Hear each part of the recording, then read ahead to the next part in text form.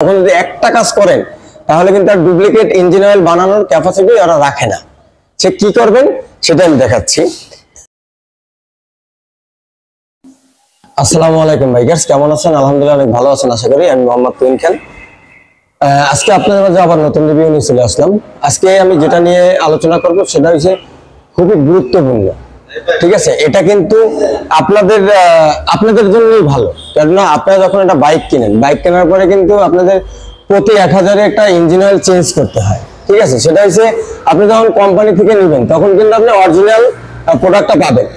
ঠিক আছে, যখন আপনি অরিজিনাল প্রোডাক্টটা পাবেন অনেক সময় আপনি সার্ভিস সেন্টারে বসেও ইঞ্জিন অয়েলটা চেঞ্জ করেন।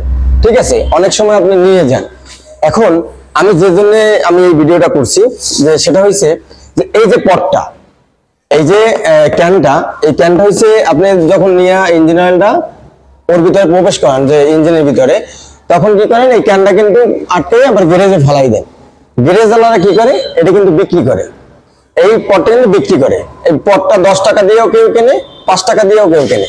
এখন এই পটটা যখন আপনি ফালাই দিয়ে আসেন তখন যদি একটা কাজ করেন তাহলে কিন্তু আর ডুপ্লিকেট ইঞ্জিন অয়েল বানানোর ক্যাপাসিটি ওরা রাখে না।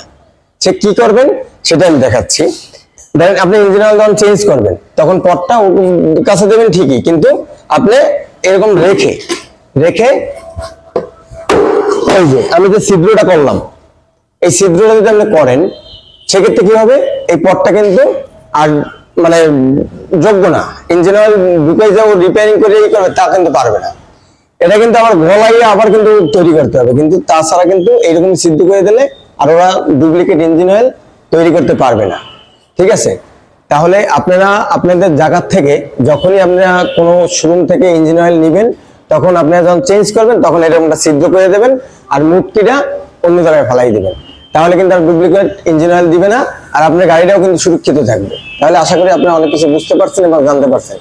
অবশ্যই আরো 10 জনকে মানে শেয়ার করে দিবেন, আরো 10 জন যেন জানতে পারে এবং বুঝতে পারে। তাহলে ভালো থাকেন, আসি, আসসালামু আলাইকুম। ওকে গাইস, এটা কিন্তু অনেক